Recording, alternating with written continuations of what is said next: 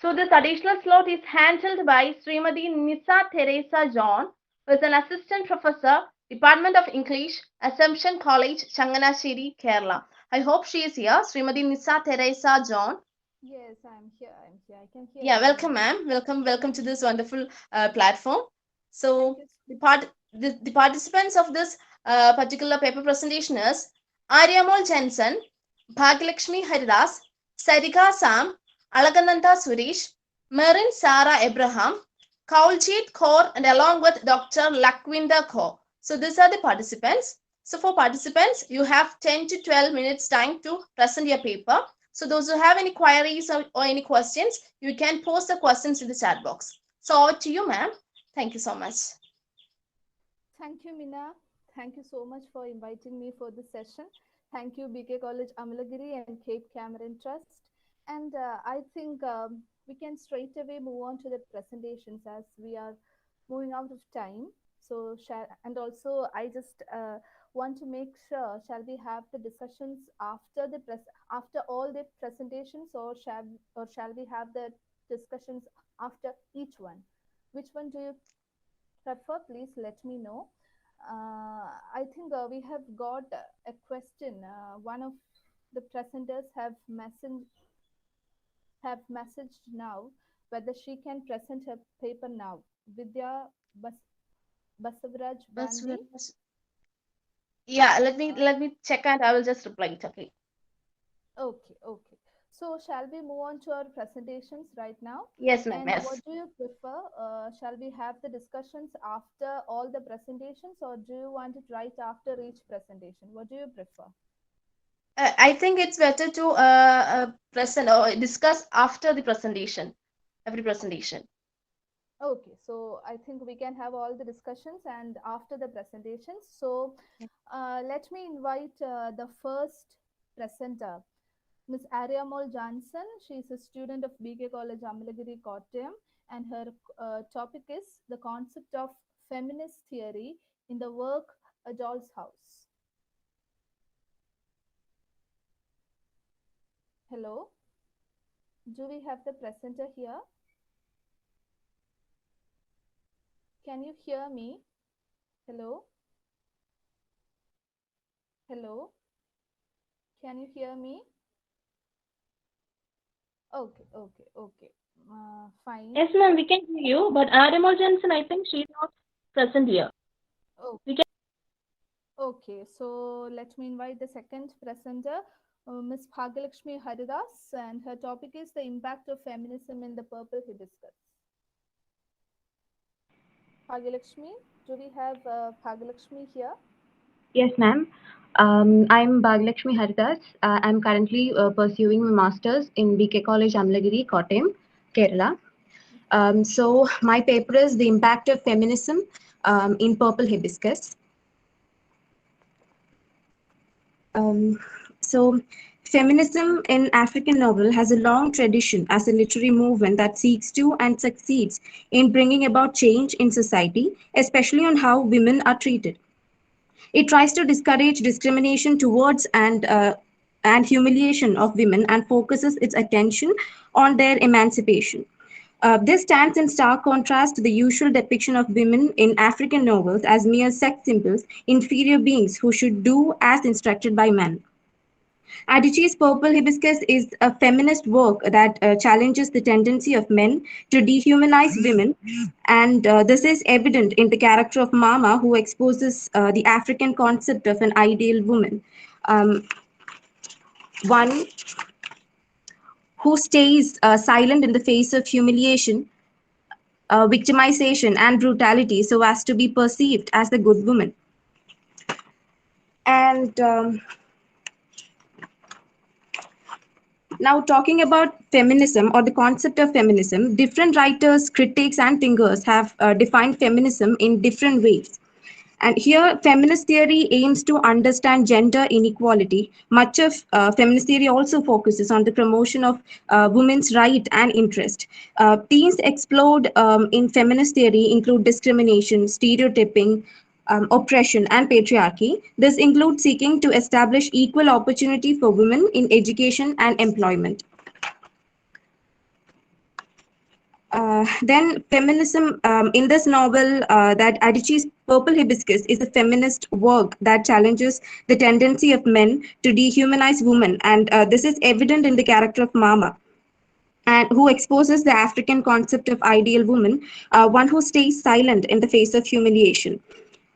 Chimamanda addressed the issue of feminism in the work and how characters subject to serious humiliation leads to a radical approach to gain their freedom and considers numerous criticisms and interpretations of the work. Adichie in her novel presents two types of women. The good woman, that is like Mama, and the real woman, that is like Aunt Ifeoma, which mirrors the two different types of feminism in the work. That is African feminism, which is often seen as being liberal and tolerant of men, and radical feminism born from violence, which then uses violence in order to gain freedom. Although Adichie tactically presents Mama as quiet and obedient at the beginning of the novel, she became radical towards the end of the novel to show that she can react when pushed to the wall. The authors argue the case that Adichie belongs to the category of liberal feminism, who was forced by the situation beyond her control to respond and go radical in order to crush anything that stands in her way to happiness. In exploring the different tenets of feminism, this paper acknowledges that radical feminism is an offshoot of violence, a radical reaction to dehumanization and humiliation and violation perpetration by the male folk against the silenced women. The story is told from the perspective of a 15-year-old girl, Kambili, who suffers along with her mother and brother Jaja at the hand of an insensitive and abusive father, Eugene Achike. Although he seems to love and care for his family, he repeatedly abuses them physically and enforces a strict version of Catholicism on the household. Therefore, his house becomes a space of silence, fear, frigidity, and gloom for his female family members. Almost always, everywhere, women have always been on the receiving end when it comes to domestic violence. And through the character of Mama, this novel explores how wives are subjugated by their husband. Mama's world is exclusively controlled by her husband. She is not entitled to any choices and feelings of her own. And here, Papa's word is final, and he disregards the wife's failings, and thus Mama hangs at the periphery of Papa's world. Despite being unwell, here is a scene where she is compelled to go to the priest's house, which shows which she has no right, even in the issues where she's health-wisely declined. And even at home, she has no choice over what color of curtains to hang on the windows of the family mansion. The indecision depicted here confirms that the marginal position Mama occupies in relation to her husband. Mama struggles from periphery and emerges the proactive character that decaptivates patriarchy by poisoning the husband, and that way moves to the center where she's autonomous to make her own choices. The suffering that Mama goes through can only be eased by removing Eugene out of her space. And so the writer's act is the final act of tearing down patriarchy and its um, violence. It does not mean destroying men, since Mama desires to have a loving man in her life. Eugene's attack of his pregnant wife was not only a manifestation of evil face of patriarchy, but also the insensitivity of such practice to basic principles of humanity. The order condemns Mama's failure to speak about her situation, since the silence re-energizes Eugene, resulting to several misfortunes that would have been averted. Then the feelings afflicted Kampli are due to the indifferences that Mama has exhibited over time in regard to Papa's violence, and Kampli somewhere wishes that Mama could do something other than being silent. Then Adichie depicts women as sympathetic to their situation. However, she dispatches Mama's silence and inaction and suggests that women should shout their oppression in an effort to confront the conscience of their oppressors. In Purple Hibiscus, Adichie uses the character of Mama to encourage women to react to oppression, since remaining passive gives the some impetus to repeat his behavior. Eugene's family here is housed in an enclosed compound where dealing with the outside world is completely curtailed. High walls topped with electric wires contains anything from either going out or coming in. And this ensures that the violence that the family suffers is not knowing to the outside world. It also prevents new and liberatory ideas from filtering in, and they are very held in the controlled domestic space. Thus, they depend on Papa's knowledge and ideas over everything. It can be argued that the patriarchy has always tried to control the domestic space and deny women the chance to enter into public sphere, symbolized by the Eugene's family compound. Adichie text therefore seems to prod women to identify and challenge structures of patriarchal exclusion, which possibly serve to deny them vital knowledge for their emancipation.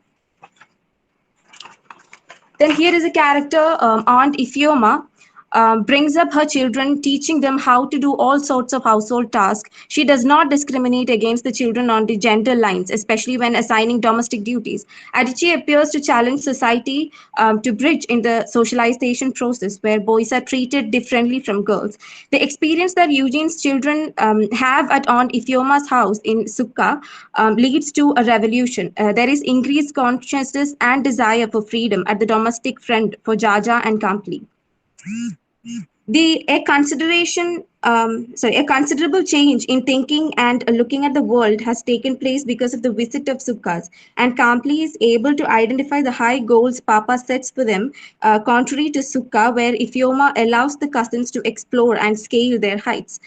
Through the journeying motive, Kampli discovers her true self, and her desire for freedom is heightened.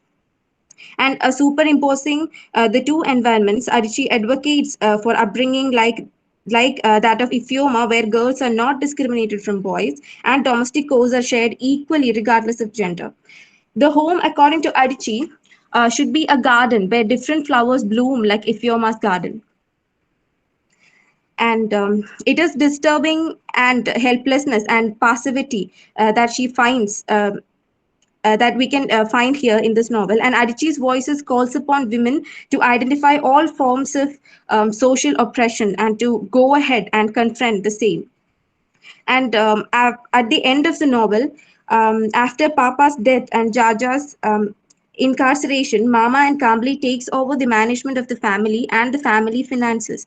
They even get to know who to bribe, who to hire, and even who to fire. Though they are silent, it is silent with freedom. They have their own voices, and when Mama turns to Kampali and say thank you at the end, Kampali tells it is one of the few times in the past 3 years that she has spoken without first being spoken to. And silence in purple hibiscus is magnified to a level whereby it can be heard. And Kampali, Jaja, and their mother are so oppressed that they speak with their spirit. And in a rare twist, Mama kills her husband, and that way frees herself and her children from the yoke of domestic servitude. This killing is symbolic in that it points to the author's desire of a free or world free of gender engineered violence at the domestic level. And the biblical allusion of Jesus serves to the exonerate Mama from the killing, since Jaja and Kambali believes that someone has to die for some other people to be saved. And for the freedom of women to be fully realized, sometimes drastic and radical measures have to be taken. Thank you. Thank you, Bhagyalakshmi Haridas. I think we can move on to the next person, the next presenter, that is Sarika Sam. She is also a student of BK College Amlagiri, and her topic is Black Feminism and Identity Crisis in Toni Morrison's The Bluest Eye. Ma'am, your audio is not loud. Can you hear me? Hello? Yeah. Now we can hear. Now we can hear you. Okay. Ma'am, we have to give a chance to Vidyavati S. Gotur. Vidyavati S. Gotur. She just messaged in the chat box, so we need to give a chance to her. Yes, ma'am. Yeah, we Here shall I am. give her. Thank you. We For shall give her. your kindness, Hello? ma'am. Because Yeah. hello, is it audible, Hello? ma'am? Yes, yes, Vidya. Can you please wait for a Sorry, moment? sorry, ma'am. I faced some audible problem, ma'am. So I was Yeah, not replying. yeah, it's okay, it's okay, it's okay. So let me introduce you. So I had actually invited Miss Sariga Sam for her paper presentation. So Sariga, can you please wait for a moment? I mean, can you please wait till Miss Vidya makes her presentation? Do we have? Thank you so much, ma'am. Okay, I haven't got a reply yet from Sariga. So shall okay. Thank you, Sariga. Thank you for your Sorry, ma'am. consideration. Thank you so much. Okay, okay. So Vidya ma'am, you can present. You may present. Okay, Please yeah. introduce your topic as I haven't got any idea regarding your topic because you were in the Yes, yes, previous ma'am. list, right? Yes, ma'am. Okay, ma'am. Yeah. Thank you, ma'am. Okay. Okay. Thank you. I'm Thank you. Vidyavati. Yes, go to. Ma'am, hello. May I start, ma'am? Yes. Yes. You Yeah, may. you You can. may start. Okay, ma'am. Thank you.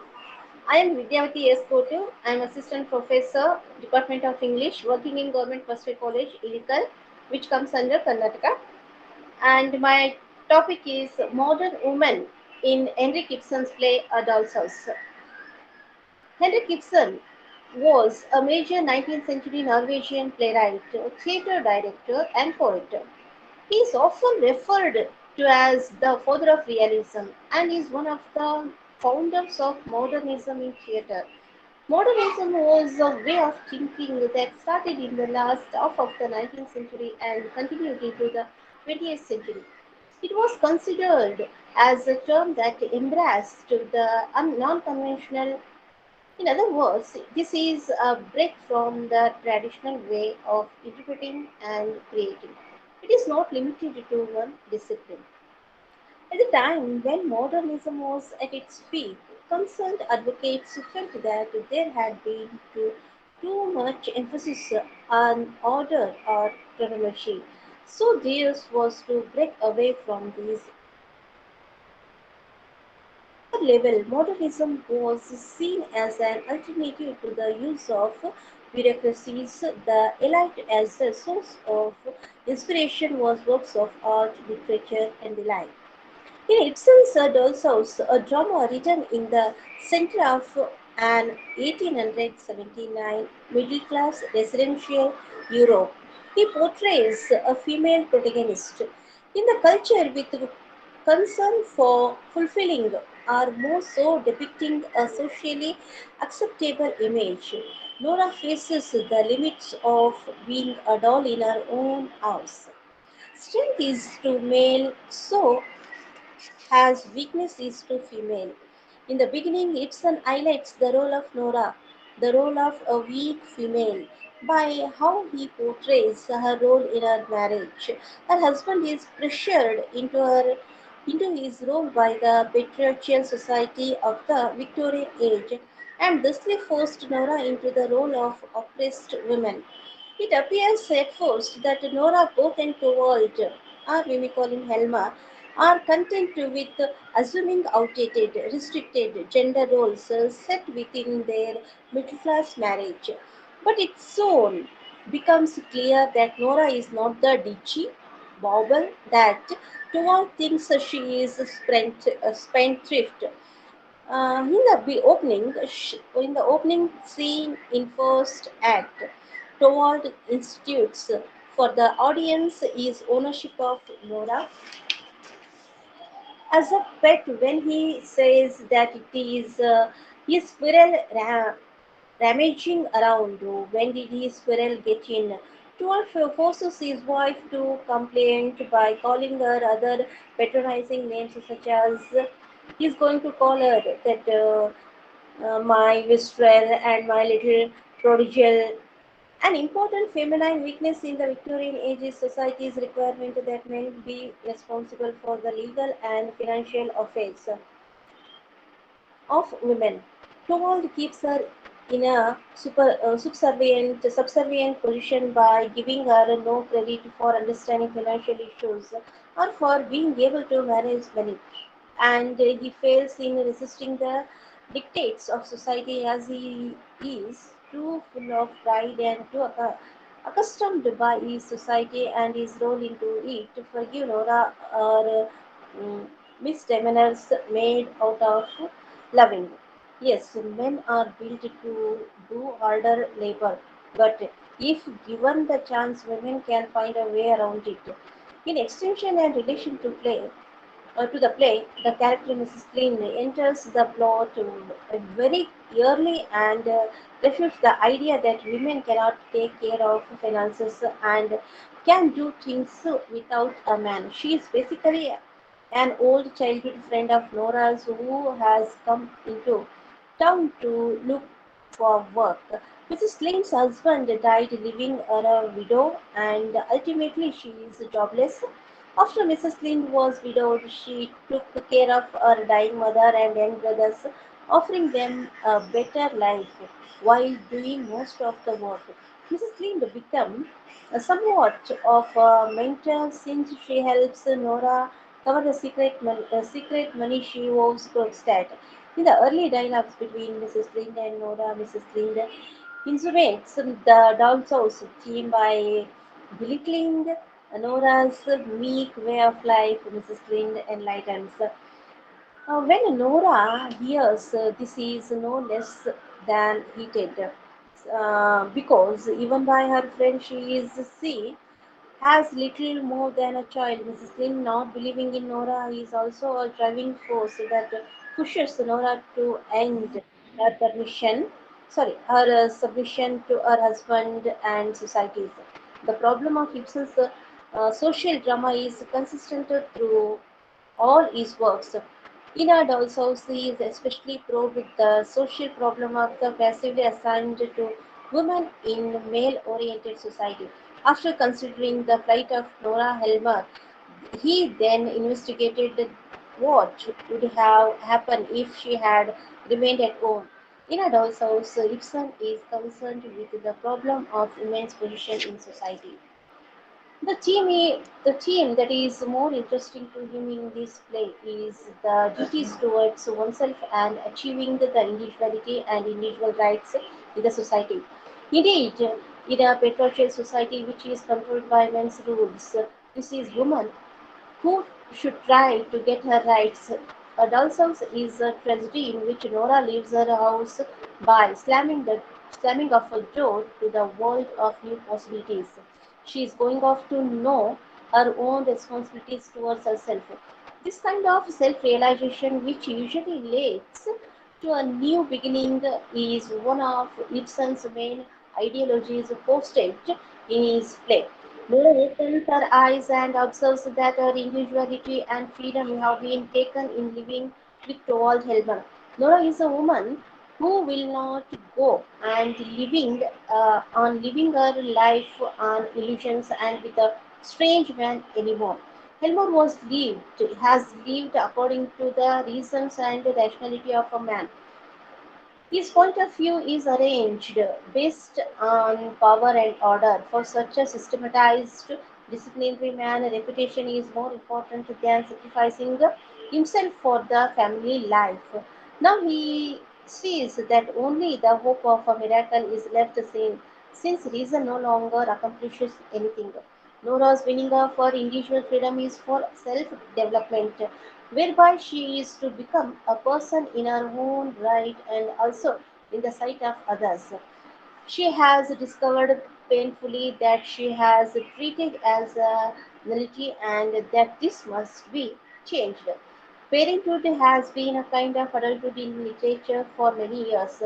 As the drama's title announces, and as Nora herself confirms in the last act, marriage and motherhood have been for her kind of existence in a doll's house in which she has played with her children, with Helmer, and even with her father before her marriage. In order to reach the real maturity, she must leave this life behind. Hence, after passing a long, bitter experience, she comes to the conclusion that it is worthwhile to leave her family to achieve her independence and individuality. In a doll's house, the readers deal with the rigid morality of Elmer and the desire woman cannot be herself in the society of the present day, and his wife is to sacrifice herself thoroughly for his sake. The reasons Nora leaves her husband are complex, and various details are hinted at throughout the play. In the last scene, she tells her husband she has been greatly wronged by his disparaging and condensing treatment of her and his attitude towards her in their marriage as though she was his doll wife. And the children in turn have become her dolls, leading her to doubt her own qualifications to raise her children. She is troubled by her husband's behavior in regard to the scandal of the loaned money. She does not love her husband. She feels they are strangers. She feels completely confused and suggests that her issues are shared by many women. George Bernard Shaw suggests that she left to begin a journey in search of self respect and apprenticeship to life, and that her revolt is the end of a chapter of human history. It also questions the traditional roles of men and women in 19th century marriage. To many 19th century European, this was scandalous. The convent of marriage was considered holy, and to portray it as Ibsen did was controversial. However, the Irish playwright George Bernard Shaw found Ibsen's willingness to examine society without prejudice exhilarating. The Swedish playwright August Strindberg criticized the play in his volume of essays and short stories, Getting Married, which is published in 1884. And by this, I want to conclude this paper by telling this: Ibsen, through his plays, is able to, through a new perspective here when he tells the story not of another elite but reveals the struggles of a middle class women and also talks about the struggles of another female, that is Mrs. Lane. Nora goes through several problems that stem from her economic background, thus it exposes the evils of capitalism and therefore propagates classic Marxist thought or modernism in its real colors. Thank you, one and all, for giving me the chance. Thank you. Thank you, Vidya ma'am. Can you hear me? Hello? Yes, yes, ma'am. It's audible. Yeah, okay. Thank you, Vidya ma'am. Shall I make an observation? Shall I just tell you an observation regarding the presentation, Vidya ma'am? Yeah, you can, ma'am. Please, you can. Yeah. One thing which I have always felt is that the title A Doll's House, actually, it is Yes, not yes, just yes. Nora who Madam, is a doll. please Can you speak a hear me? little bit loud. I can't hear you properly. Okay, okay. I think there is something wrong with my audio. Can you hear me now? A little bit, ma'am, because there was. Now, Yeah. ma'am, please. Yeah, okay, okay. So, regarding the title of the play, A Doll's House, I have always felt that it is not just Nora who is becoming a doll there. Actually, her husband, Torvald, is also a doll because he is also constantly under the pressure of the demands of his, I mean, under the social demands of his gender. Gender stereotypes are constantly putting these characters under pressure because Torvald actually loves his wife, but Torvald feels that expressing or being silly before his wife is actually something that is not expected from him by the society. Society wants him to be, or he wants to present himself before the society as a very strong man, which he actually is not, and he is always trying to reach up to that standard of a sturdy man, that's why he always questions his wife whenever she calls him petty or whenever somebody tries to dominate him. Actually, all of them, both these characters, Torvald and his wife Nora, both of them are under the pressures of the gender stereotypes or the demands of the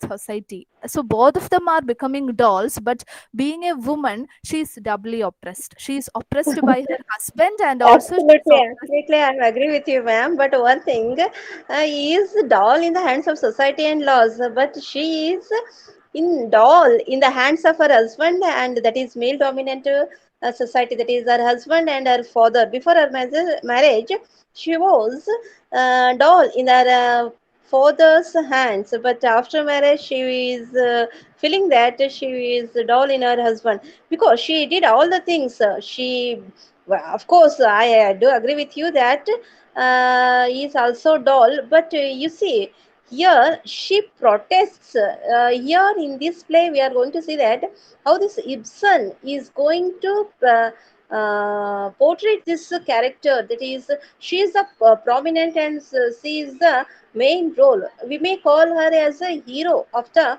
play because of her husband's sake she lent loan by Yeah, that person posted, okay, yeah, and without knowing him, without leaving that her husband may know it.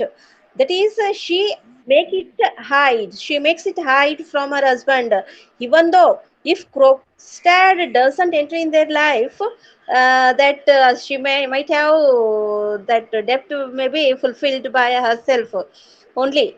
Only because of her husband she made that debt, not for the sake of herself and not for the sake of others. And she was did all the things only for to save her husband, her family, and to protect their children.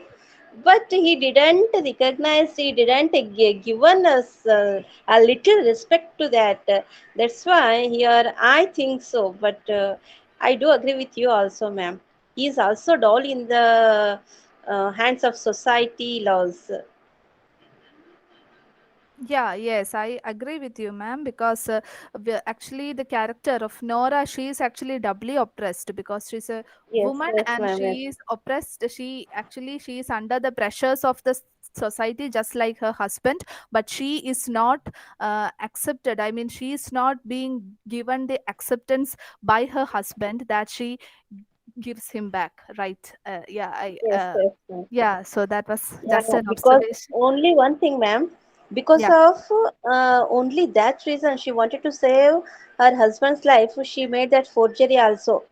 yeah, She yeah, made yeah, right. that crime also, which is considered as a crime. She made all those things only to save her husband's life. Yeah, right, right. And I even her husband may forgive that. He may not forgive her. He may not forgive her. yeah, yes, right. That But even hurt her a lot. And while she was leaving him, he was going to make a request that we may live in this family. We may stay like brothers and sisters. And she is going to tell that no, I don't want to spend a single minute with a stranger. How yeah, much this she was hurt only because of his behavior.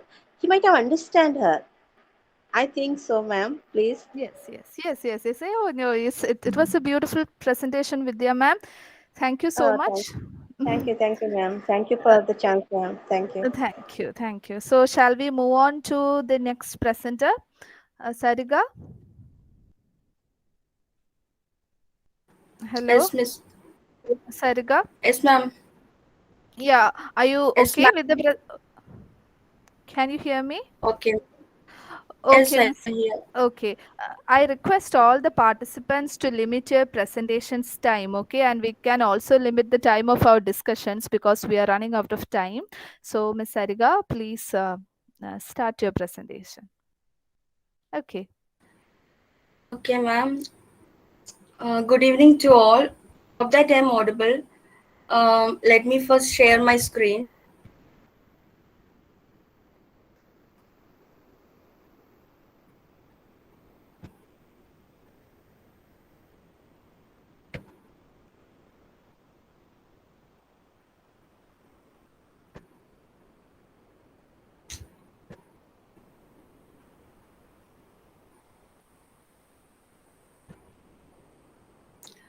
Can you see my screen?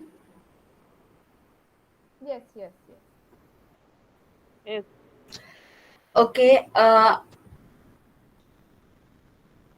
am Sarika Sam. I am currently doing my post graduation at BK College, Amlagiri, Kottayam. This research paper is a part of my study. The title of my paper is Black Feminism and Identity Crisis in Toni Morrison's novel, The Bluest Eye. In this paper, I used to make an analysis of some of its characters in the light of Black feminism, identity crisis, and discrimination. And I also try to examine the struggles which the African women were going through. Um, this novel, The Bluest Eye, was well known and was the first novel by Toni Morrison. We all know about Toni Morrison. She was one of the famous African American writers, and she was famous for her examination of Black experience, especially the Black female experience within the Black community.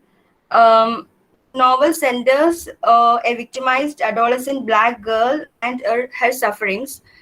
Through the novel, Morrison wanted us to remind how hurtful racism was and how the people of the Black community were apologetic about the fact that their skin is so dark.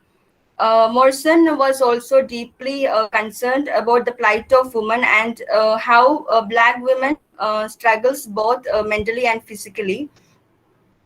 Actually, Morrison had her own bad experiences of being a Black woman, and thus the novel reflects those sufferings of Morrison.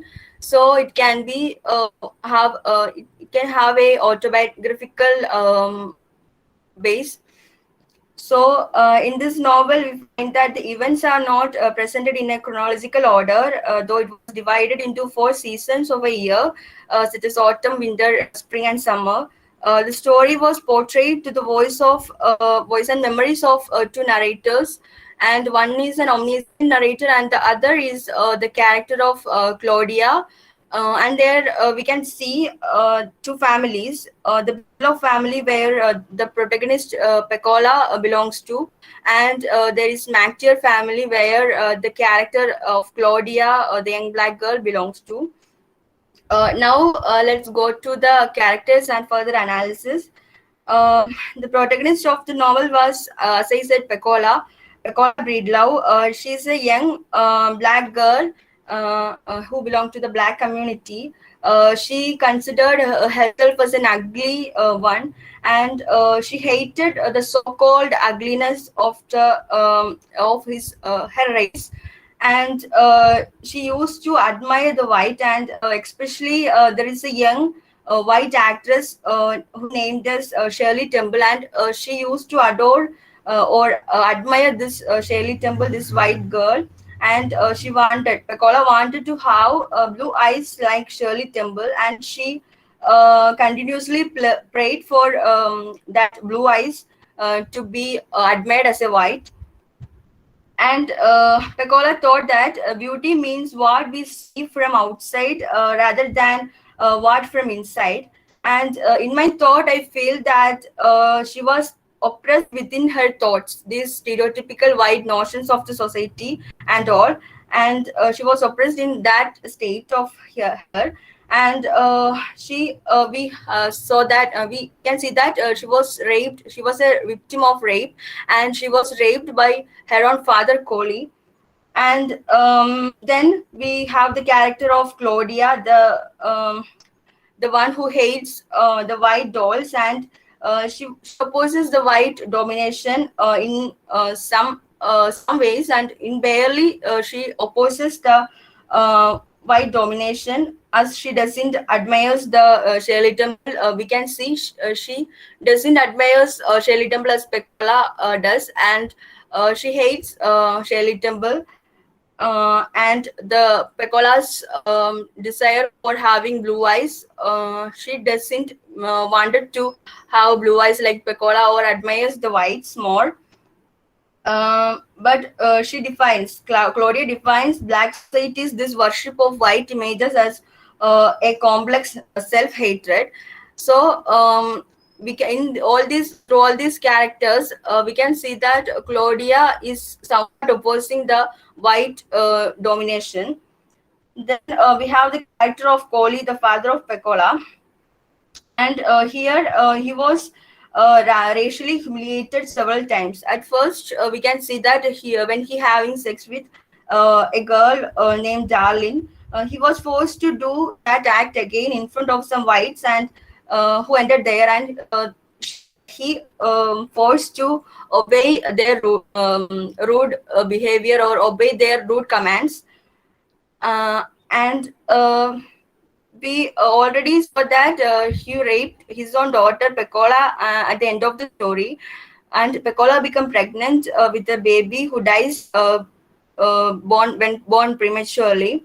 And Coley seemed to make excuses for this rape as his inability to express his feelings or love towards Pecola. And we can see that he makes some mere excuses for that act. Bell Hooks once said that white women and black men have it both ways. They can act as an oppressor or be oppressed. Black men may be victimized by racism, but sexism allows them to act as exploiter or oppressor of women. So we can see here that the character of Coley as a black man, as Bell Hooks said, have two roles, as an oppressed one and an oppressor.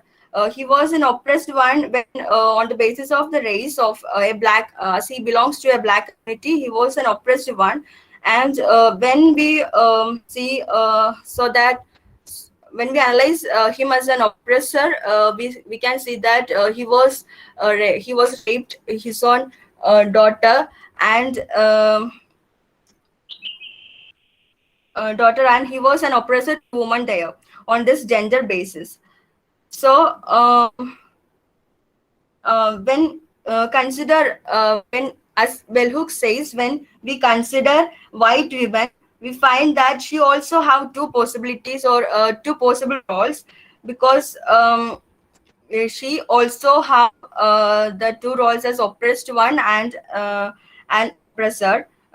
She's an oppressed one in gender basis as a woman, and becomes an oppressor when she belongs to the white community. So she an oppressor to the black community.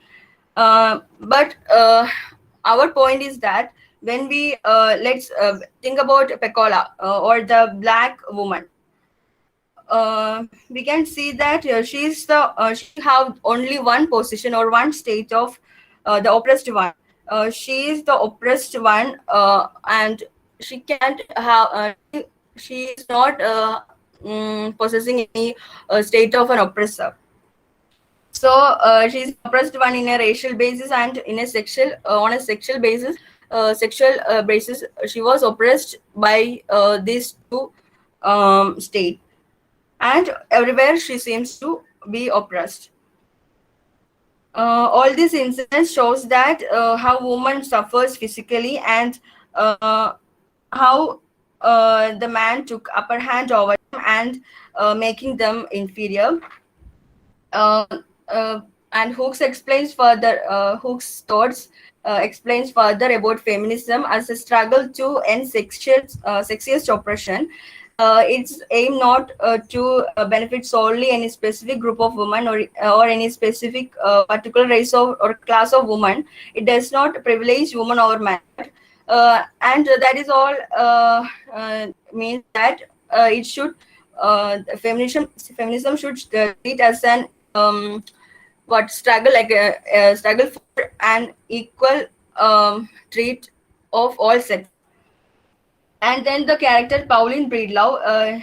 Pauline Breedlove is another character who have the two plights of as Pecola. She two faces the two oppressed states, and he's the mother of Pecola. She's the mother of Pecola. She works under the whites and considers beauty as white, and she's a typical African woman. She also doesn't seem to make any big protest against the white domination, but somehow we can felt that as a woman she used to make protests against the male domination through arguments. Firstly, they have no arguments at all, and she believed that she wanted to be in the male dominant as a male dominant wanted to be in the male dominant of his of her husband. But after sometimes she began to somehow she began to um make protests against that. um, there is another character, Geraldine, who is a black woman trying to imitate the white culture, and these all are the characters who I used to analyze.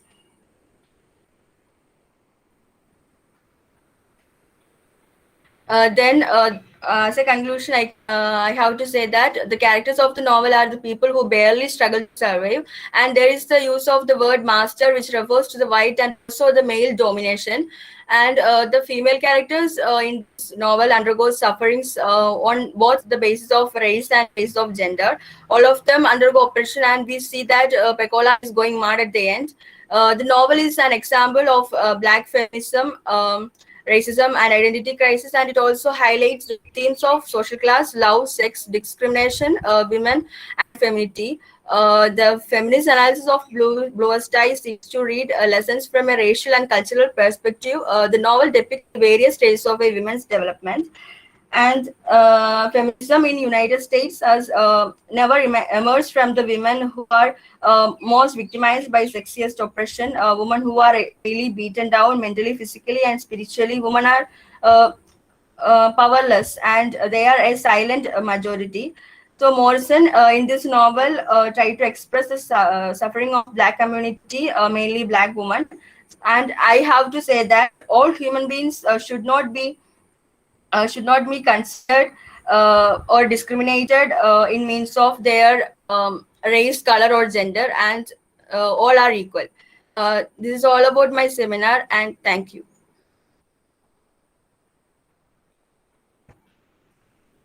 Thank you, Sarika. Now we have Alakananda Suresh, and her topic is the importance of self respect and acceptance of homosexuals in the light of the novels Annie on My Mind and The Price of Salt. Do we have Alakananda Suresh here? Yes, Hello, miss. can you hear me? Yeah, okay, Hope I'm Alakananda. audible. Okay, okay. Please start your presentation. Myself, Alakananda. I'm doing my post graduation in MA English Literature from BK College, Amalagiri. I'm presenting this paper as a part of my post graduation. So, the title of my paper is Importance of Self Respect and Acceptance of Homosexuals in Light of the Novels Annie on My Mind and The Price of Salt.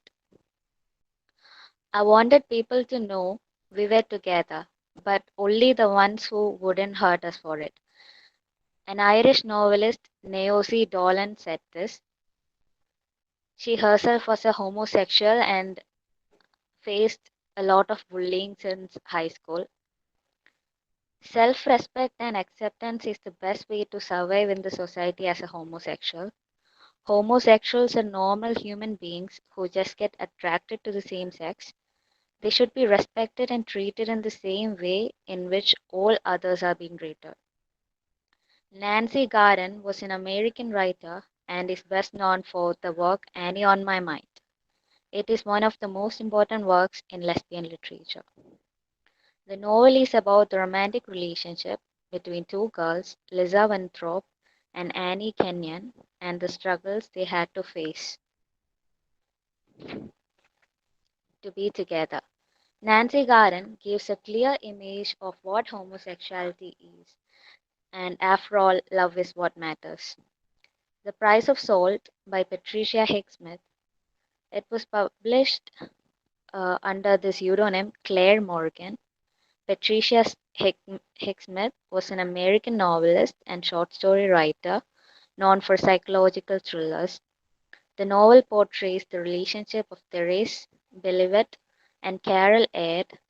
Hicksmith brilliantly explains how the girls accepted what they are and embraced their own identity.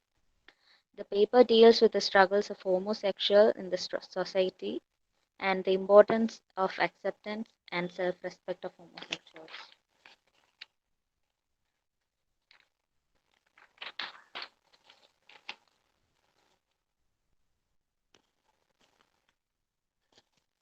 Annie on My Mind is a revolutionary work by Nancy Garden, a work that portrays the story of two teenage girls whose friendship blossoms into love in spite of the pressures from family and school that threaten their relationship. They promise to be true to each other.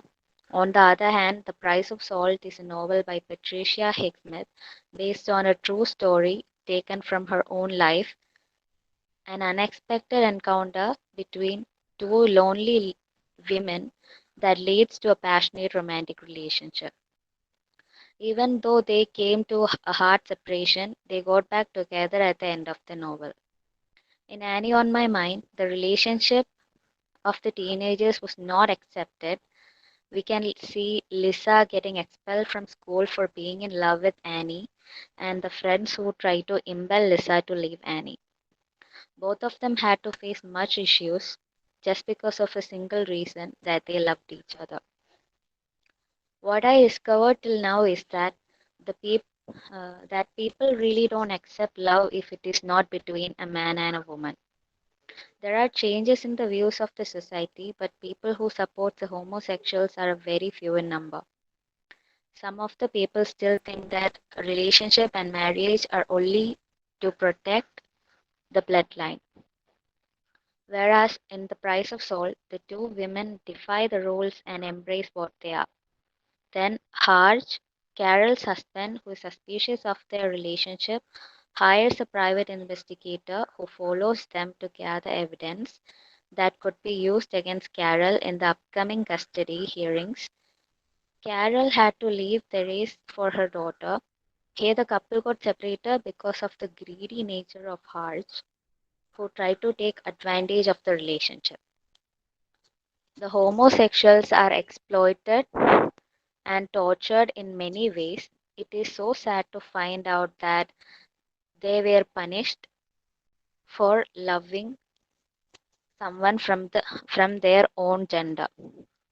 The two novels that I selected explains the life of homosexuals and the importance of self-respect and acceptance of one's own as a homosexual in a society that refused to accept them. Even though the characters accept themselves at first, they were being forced to leave each other under circumstances. But in the end, both of the couples get reunited, defying the whole social norms that separated them. That was actually like stabbing all of the people who doesn't wish to see happy gay couple. Through this paper, I tried my best to expose the struggles that the homosexuals still face in the developing phase of the world.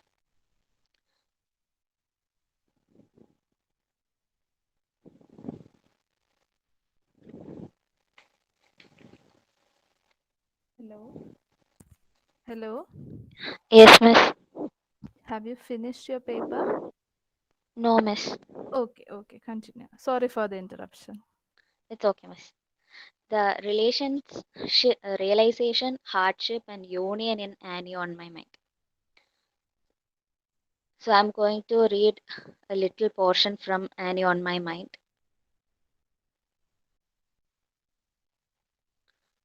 Lisa and Andy are having a conversation. Just read it, okay?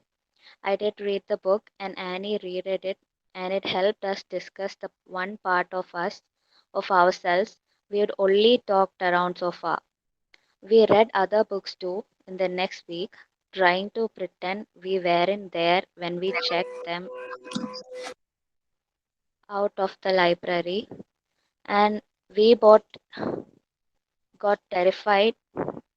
We got terrified a couple of gay magazines and newspapers, I felt as if I were meeting parts of myself in the gay people I read about it. So this comes in chapter 11, page number 75. This is where the couple realize and accept what they really are. They felt a strong connection other than friendship. They never knew that their friendship was growing into a romantic relationship. It was a slow and gradual process.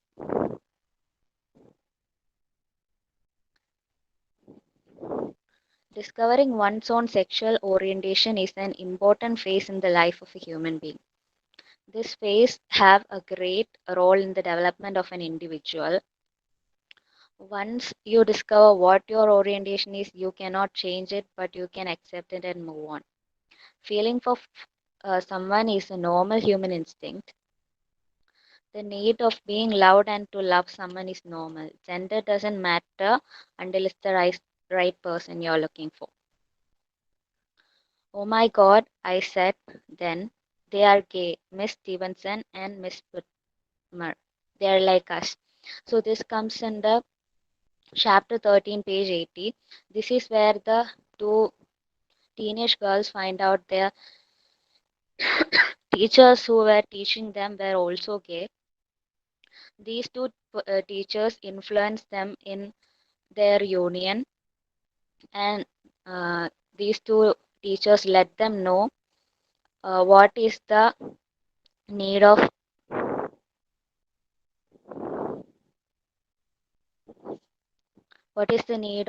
freedom, uh, and when there is another incident when she reveals to Lisa reveals to her mother that she feels something else for Annie. Lisa's mom's concern goes on like this. When Lisa confessed her feelings for Annie, she actually, her mother was concerned about what others think. A mother is someone who is supposed to care about her child and her emotions, no matter what she is, who she is. A mother should have compassion to accept her child. Lisa's mother is concerned about what others think, and they get to know that Lisa is gay. Lisa's mother can be taken as the typical example of people who think that relation of a man and woman is the true one. After the incident like this, a lot of things changed. They got separated and had to go to different places to pursue. But at the end of the novel, they get united. The and when even when your family members can't accept your sexual orientation, uh, self-respect and acceptance is what needed. And this happens in The Price of Soul too. The two women were ready to accept them as who they are, but Harsh, Carol's husband, tried to take advantage of the relationship. What happened in this novel is entirely different from Annie on My Mind, but the ending was the same when the couple finally defy the social norms and choose to be together forever. People like Harsh tries to expose homosexuals and bring shame to them or use them as the society has more number of people like Harsh and a very few people to support the homosexuals who questions their existence each minute. They may even get into a relationship with uh, a person from the opposite sex just to pretend to be normal. So my conclusion is both of the works were concerned about the life of homosexual and the struggles they have to face in the society that refuse to accept them. The couples in these works broke all the conventional thoughts and norms of the society and dared to fight them by getting together. Most of the homosexuals lack this ability to fight for their rights. No one but only they can stand up for themselves. That is when self respect and acceptance play a great role in the life of homosexuals. There are times when even family members fail to understand the homosexual, but Mahatma Gandhi once said, "You must be the change you wish to see in the world. If you want to change something or make a change, waiting for the society to do it first is just a waste of time because a lot of people are afraid to do forbidden things and they too wait for someone to take a move. Have courage and trust and do whatever you wish to change in the world. Being homosexual is not crime, but it's normal. That's it.